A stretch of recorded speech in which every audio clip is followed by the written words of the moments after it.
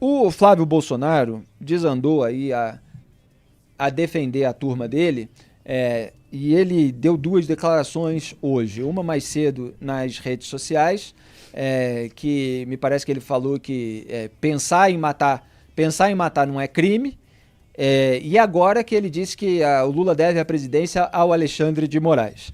São duas declarações que me parecem bastante problemáticas.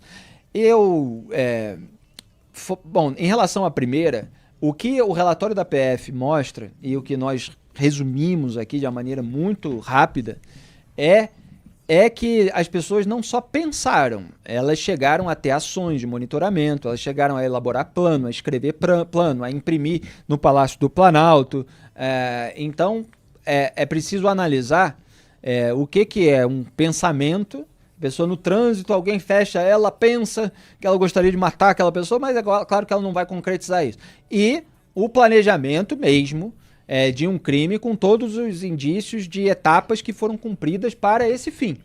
Aí, obviamente, você tem previsão legal para esse enquadramento. Como o planejamento de um assalto a banco, como o planejamento de um sequestro, como o planejamento de assassinato. Quando há ações correspondentes para esse fim, mesmo que o fim não seja alcançado, já há configuração de um crime que possa ter sido cometido. Em relação ao Flávio dizer, antes de eu colocar aqui, que o Lula deve a presidência ao Alexandre de Moraes, olha, faça-me o favor. O Lula deve, entre outras pessoas, incluindo aí Gilmar Mendes, que mudou de voto de 2016 para 2019 e passou a votar contra a prisão em segunda instância, depois que a Lava Jato atingiu o PSDB e o seu círculo íntimo. O Lula também deve a presidência a um senador chamado Flávio Bolsonaro, que foi denunciado pelo GAEC, pelo Ministério Público do Rio de Janeiro, por peculato, por organização criminosa, por lavagem de dinheiro. Por causa disso, por causa do que ocorria no gabinete do Flávio Bolsonaro na Alerj, é que o papai presidente precisou tomar uma série de ações, precisou dentro do raciocínio dele, obviamente não era para ter feito isso, era para ter deixado o filho sofrer as consequências dos seus atos passados, que foram absolutamente contrárias, essas ações, ao discurso de campanha. Passando a caneta ali para afrouxar a legislação penal, para afrouxar a lei de improbidade administrativa, para retirar, para sancionar, na verdade, para endossar os jabutis no pacote originalmente anticrime, que depois muitos criticaram como um pacote pró-crime, e que se aliou ao Dias Toffoli, ao Gilmar Mendes, inclusive sabotando junto com ele, Flávio, a CPI da Lava Toga. E agora vem aí, o Lula, o presidente Alexandre de Moraes, para fazer marola, para fazer fumaça aí para as massas de manobra. Então aqui a gente vai contar a história como ela é. A Frente Ampla pela Impunidade, ela foi se formando quando cada um foi atingido. Então quando o PSDB foi atingido, o Gilmar entrou na Frente Ampla. Quando o Flávio Bolsonaro foi atingido, Jair Bolsonaro entrou na Frente Ampla. E isso ajudou o Lula. A gente estava aqui contando essa história o tempo todo. Foram capas, matérias de capas da Cruzoé. Tem todo o nosso histórico provando toda essa articulação. Então vamos mostrar aí o tweet do Flávio Bolsonaro. Tá aí, mais cedo, ele disse, quer dizer que, segundo a imprensa, um grupo de 5 pessoas tinha um plano para matar autoridades, na sequência eles criaram um gabinete de crise integrado por eles mesmos para dar ordens ao Brasil e todos cumpririam. Bom, ele começa fazendo um resumo que, enfim, faz uma síntese um tanto enganosa. Por mais que seja repugnante pensar em matar alguém, isso não é crime. E para haver uma tentativa é preciso que sua execução seja interrompida por alguma situação alheia à vontade dos agentes, o que não parece ter ocorrido. Sou autor do projeto de lei 2109 de 2023, que criminaliza ato preparatório de crime que implique lesão ou morte de 3 ou mais pessoas, pois hoje isso simplesmente não é crime. Decisões judiciais sem amparo legal são repugnantes e antidemocráticas. Muito bem, o nível de ações correspondentes ao planejamento, a gente vai analisar nos desdobramentos dessas investigações. O Flávio Bolsonaro já se antecipa para tentar inocentar todo mundo como se não fosse nada importante, em vez de repudiar, obviamente, toda uma articulação que falava até em envenenamento do atual presidente. E agora ele fez um discurso que foi filmado, então a gente mostra o vídeo. Pode soltar. Porque parece que ainda, por enquanto, e eu espero que seja por enquanto de verdade, continuam alguns dando suporte para essas atrocidades e monstruosidades que está fazendo o ministro Alexandre de Moraes, como fez enquanto presidente do TSE, interferindo diretamente nas eleições de 2022. que foi o que ele fez, o Lula deve ao Alexandre de Moraes ele ser declarado presidente da República. Porque ele não deixava a campanha do presidente Bolsonaro andar, censurava previamente, antes de ir ao ar, programas que mostrariam a verdade sobre o que era o Lula, da sua proximidade com ditadores, da sua pauta a favor de aborto, da roubalheira que o seu governo promoveu aqui no Brasil, a maior da história do nosso país, e que muitos da geração atual não têm conhecimento, passariam a ter se tivessem acesso a essa informação nos programas eleitorais. Repare que ele não fala de Dias Toffoli. Dias Toffoli foi quem criou, foi quem abriu de ofício o inquérito das fake news e entregou para o Alexandre de Moraes ser o relator. E quando houve um mínimo de assinaturas coletadas no Senado Federal, que tem o dever constitucional de fiscalizar o STF, para a abertura da CPI da Lava Toga, que investigaria o Toffoli, inclusive por abrir o inquérito das fake news, Flávio Bolsonaro atuou para sabotar a abertura daquela CPI. Enquanto o Toffoli, lá no Supremo, pegou o pedido da defesa do Flávio para paralisar as investigações do COAF e paralisou durante 4 meses as investigações baseadas em dados do COAF, na verdade, e aproveitou para paralisar as investigações baseadas em dados da Receita, que atingiriam ali a esposa do Toffoli e do Gilmar Mendes, de acordo com as informações daquela época.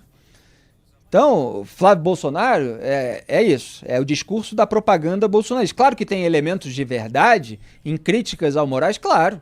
Nós estamos aqui criticando as arbitrariedades, o autoritarismo do Moraes, etc. Mas lá na raiz, quando era possível combater tudo isso que aconteceu depois, ele não quis porque tinha rabo preso. Essa que é a verdade e ela vai ser dita sempre aqui em O Antagonista. Duda Teixeira. E o Lula venceu a eleição de 2022 basicamente porque teve mais brasileiros votando no Lula do que votando no Jair Bolsonaro. E o Flávio Bom explicar o básico. E o Flávio Bolsonaro parece que não entendeu isso ainda, né? E não tem, o Alexandre de Moraes não tem essa capacidade, esse poder de mudar o resultado da eleição, né? De desviar a campanha de um jeito que consiga mudar o resultado. Isso não aconteceu. E só um parêntese, Duda. Ele fala assim que o Alexandre proibiu essas propagandas, etc. Tem várias decisões problemáticas ali do Alexandre de Moraes. Agora, Jair Bolsonaro teve a oportunidade em todos os debates eleitorais da TV de expor a sujeira do Lula. O que eles, da família Bolsonaro, não gostam de admitir é que o povo todo teve acesso aos debates eleitorais na TV, teve acesso a todas essas informações e mesmo assim acabou escolhendo, por maioria do eleitorado, o adversário do Jair Bolsonaro, porque ele e os seus familiares e aliados tiveram condutas que acabaram pesando contra a campanha de Jair Bolsonaro. Não precisa dizer que, não, foi o Moraes quem impediu a veiculação da verdade, etc. Foram eles, em essência, que tiveram condutas que permitiram ao lulismo se igualar ou, eventualmente, posar até de superior, porque aí depende, sim, da narrativa de campanha eleitoral. E o bolsonarismo perdeu essa narrativa. Duda. E tem uma coisa que o Flávio Bolsonaro coloca aí que eu também não sei a resposta, que é por que essa turma que estava planejando essa operação Punho Verde Amarelo abortou o plano. E aí no relatório a gente vê ali um mandando mensagem para o outro, olha, eu estou pronto aqui, eu estou na posição, eles estavam seguindo o Alexandre de Moraes, e em algum momento um deles compartilha uma notícia de um site de internet falando do adiamento de uma decisão do STF sobre julgamento da orçamento secreto. E aí, bom, então vamos abortar o plano, vamos abortar. Então, não dá para saber direito por que eles não foram adiante. Se teve ali, se aquilo ali era uma senha para alguma coisa, se teve alguma outra coisa acontecendo, ou eles simplesmente desistiram, né? E isso aí vai entrar nessa história toda. Tem muito mais detalhes nessa história, inclusive o plano ali tinha um grupo de WhatsApp, o Copa 2022, cada um identificado por um nome de um país, sempre uma tentativa de evitar o rastreamento daquelas pessoas envolvidas. E eles teriam um plano de prender o Alexandre de Moraes, que estava previsto lá numa das minutas golpistas também, que foram objeto de outras investigações. Então todo o monitoramento para saber onde o Moraes estava, de acordo com a Polícia Federal, ele pressupunha exatamente que o grupo que fosse agir pudesse agir no local adequado para prender o ministro de acordo com aquilo que eles chamavam de estado de sítio, estado de defesa e que a Polícia Federal chama de golpe de Estado. E a gente tem mais um vídeo do Flávio Bolsonaro que acabou de sair, então a gente coloca. Se ele disser verdade, a gente diz que é verdade, se ele disser mentira, a gente diz que é mentira, e se ele fizer aquela narrativa de meias verdades, a gente coloca cada elemento no seu lugar. Pode soltar. Tem duas opções. Ou a gente aprova a anistia aqui, ampla, geral e restrita para todo mundo, e algum parlamentar faça uma emenda para incluir ele nessa anistia, porque ele cometeu crimes ao longo desse tempo, ou a gente, da mesma forma, vai aprovar a anistia, e quando nós tivermos maioria nesse Senado, a gente vai caçar o Alexandre de Moraes. Ele vai ser impedido pelos diversos crimes que ele reiteradamente está cometendo, desgraçando a vida de centenas de milhares de famílias brasileiras. Uma hora esse mal vai acabar.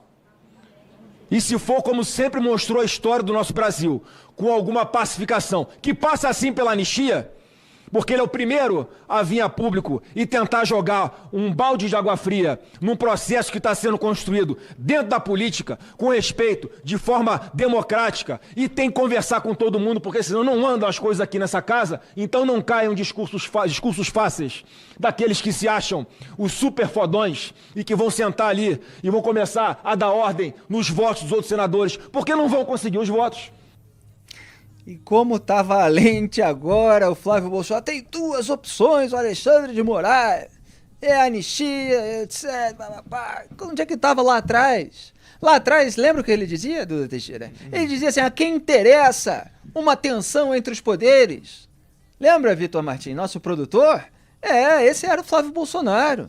Quando estava pendurado lá pela investigação minuciosa do GAEC, o Grupo Anticorrupção do Ministério Público do Rio de Janeiro, que depois foi extinto, assim como foi na esfera federal a Lava Jato. Por quê? Quando pega os tubarões da política, depois esses grupos são retaliados. Foi assim, por meio do Procurador-Geral da República, escolhido pelo papai dele, Jair Bolsonaro, Augusto Aras, que era aliado do PT, já tinha participado de evento com os petistas, etc. Foi tirado lá do fundo do MP, porque nunca ia subir lá dentro, com toda essa pose de proteção da classe política, etc.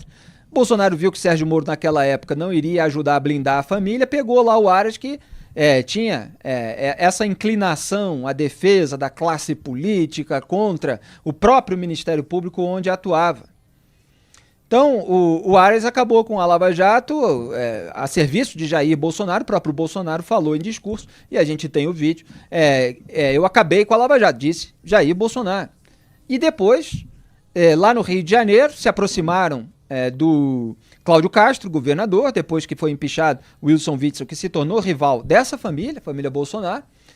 Foi a única iniciativa mais rápida da PGR, foi justamente contra um aliado do Jair Bolsonaro. Não estou dizendo que não tinha que ser investigado, empichado, etc. Tinha um esquemão lá na área da saúde no Rio de Janeiro. Só que por que a PGR não agiu assim nos outros casos? Só agiu para proteger. Então, tirando o Wilson Witzel do caminho, se aproximaram lá do Cláudio Castro, e o Luciano Matos, que era o PGJ lá, que é o equivalente do Aras no status, tratou de também acabar com o GAEC no Rio de Janeiro. Essa aqui é a realidade.